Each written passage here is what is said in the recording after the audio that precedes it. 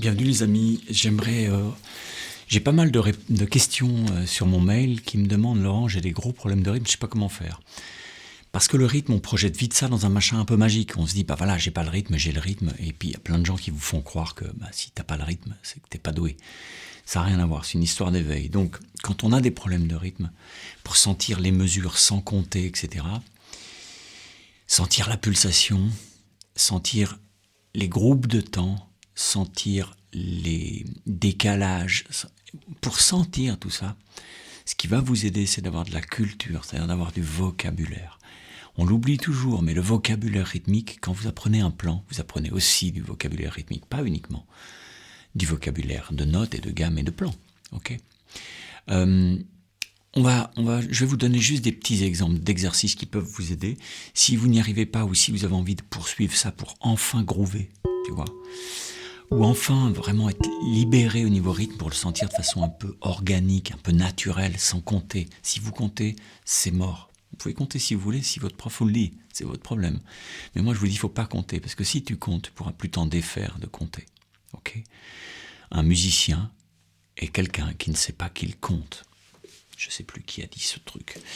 La première chose à développer, ça va être la pulsation. Pour ça, j'ai un bon exercice, c'est tenir un truc de sioux à la basse avec ton pouce sur un mi.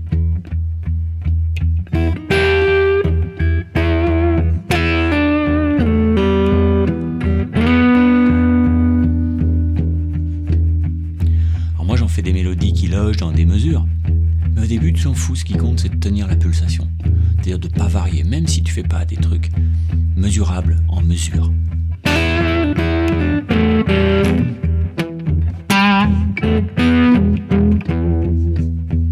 Et puis tu laisses un peu des trucs entre pour bien sentir. Tu peux le faire plus lent, mais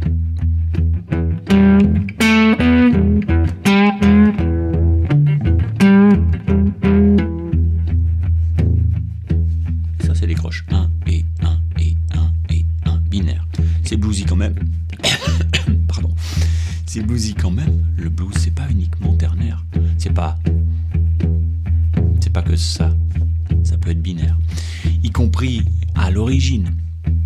Okay, y a des blues originels qui sont binaires. Il y a toute une culture de blues binaire.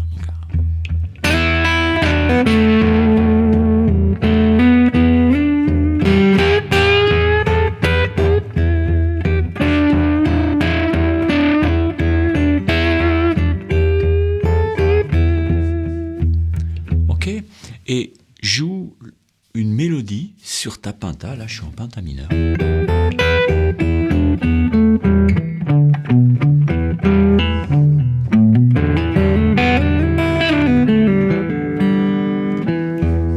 Ok. Tu tiens des croches avec ton pouce. Et pour le reste, tu fais des notes. Y compris très peu, y compris même pas des phrases. Au début, ça peut mettre juste des notes que tu mets. Mais ce que tu dois pas perdre, c'est ton pouce qui fait poum, poum, poum. Et tu peux donc faire, juste si vraiment t'es à la ramasse, tu peux faire.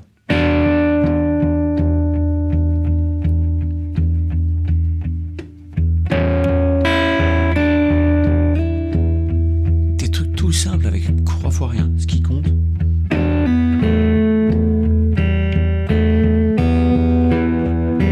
Si t'y arrives pas, tu fais que des noirs au début.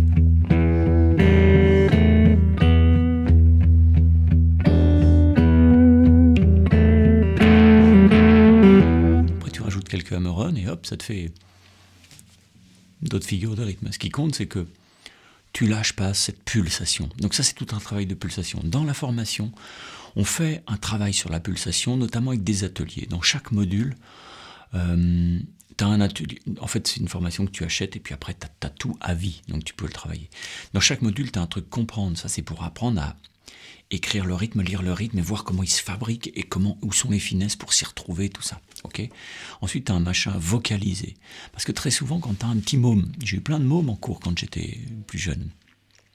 Tu as un petit môme, il n'arrive pas à faire un rythme. Si tu lui dis poum, tac, tac, tac, tac, 1 et 2 et 3, il n'y arrive pas. Et si tu lui dis ça fait ping, poum, prout, prout, paf, il passe.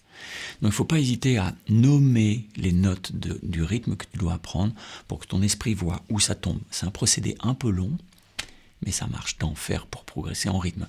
C'est l'atelier vocalisé. Et ensuite, il y a un autre atelier qui s'appelle marcher. Et là, je suis allé le filmer. Bien sûr, il y a de la guitare dans la formation, hein. Mais il n'y a pas que ça. Pour consolider la sensation rythmique à l'intérieur du corps, il faut le rapprocher du corps. C'est pas le ciboulot qui vous fera faire ça, c'est le corps. Donc, dans ce cas-là, on part marcher sur les hauts plateaux de je sais plus où. Je me rappelle plus comment il s'appelle. Et c'est magnifique, un peu comme de la Mongolie, quoi. Tu vois, c'est vraiment une plaine comme ça, mais en l'air. C'est très beau. Et on marche et on fait des exercices en marchant. Parce que la marche, c'est l'exercice binaire que tu as fait le plus dans ta vie. Droite, gauche, droite, gauche, droite, gauche. Ok ? Si tu as 3 pieds, tu dois être plus fort en ternaire. Ensuite, on a un autre atelier que j'ai filmé dans une yourte en Ardèche, où là, on tape. On apprend à taper. Parce qu'en fait, la coordination de tes mains, c'est pas une coordination purement guitaristique, c'est une coordination de la cervelle qui doit laisser faire le corps. Et ça, on l'apprend en faisant une chose, c'est en tapant avec les 2 pieds et les 2 mains, en apprenant des petites cellules rythmiques. Ça débouche, c'est un débouche-tiron, un tire-bouchon, un débouche-tiron. C'est un truc qui a sauvé plein de gens, plein d'élèves que j'ai eus qui étaient vraiment, ils se pensaient malades, ils pensaient être arythmiques.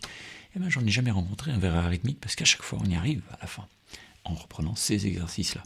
Ensuite, il y a des ateliers de claves. Les claves, c'est on prend une cellule rythmique d'une mesure ou de 2 mesures, ou de 4 mesures, et on les joue sur un morceau entier de notre choix. Ok, donc on prend un morceau binaire, on prend une clave binaire et on la tape. Et ça nous permet de tenir un rythme sur un fond, sur un substrat qui, lui, varie. Ok, tu prends un Tears for Fears, un AC/DC, un ce que tu veux, un truc de jazz, etc. Enfin, il faut juste prendre le rythme qui va bien avec ta clave, et ça, je vous apprends dans le truc.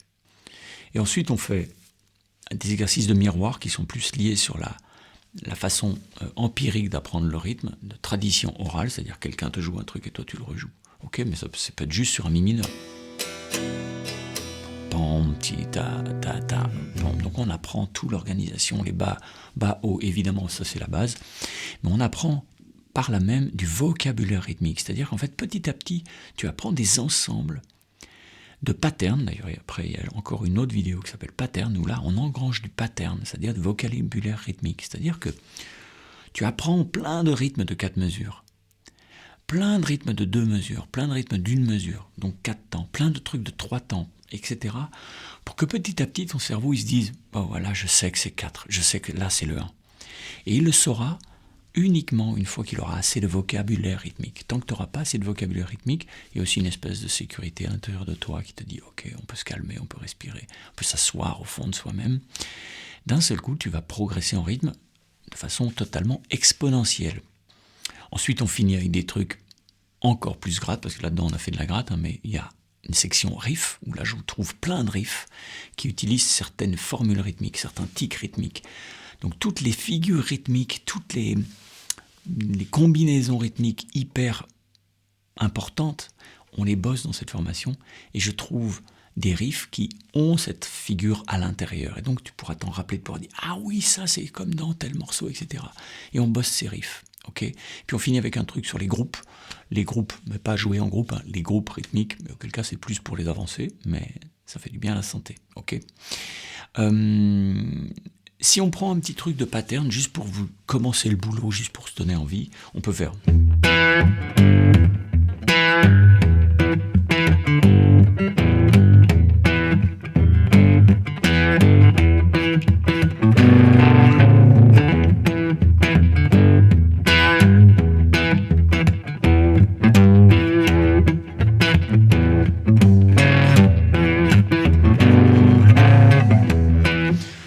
Je vous mets 2 versions de ce truc-là dans le PDF. Un truc totalement simplifié, et puis ce truc-là avec les petits détails, les petits ghost notes, etc. Okay, un petit cycle de 4 mesures comme ça. Et à la 4e mesure, on fait un truc différent. Okay, pareil, si vous avez un peu de difficulté là-dessus, la formation vous fera beaucoup de bien, y compris si vous n'avez pas de difficulté. Il y a des gens qui sont pros qui ont fait cette formation, m'ont dit « Waouh, ça m'a fait un clean de dingue ». Ok, allez voir tout ça, chopez le PDF, et les GP sont dans le premium. Je vous embrasse, bye bye.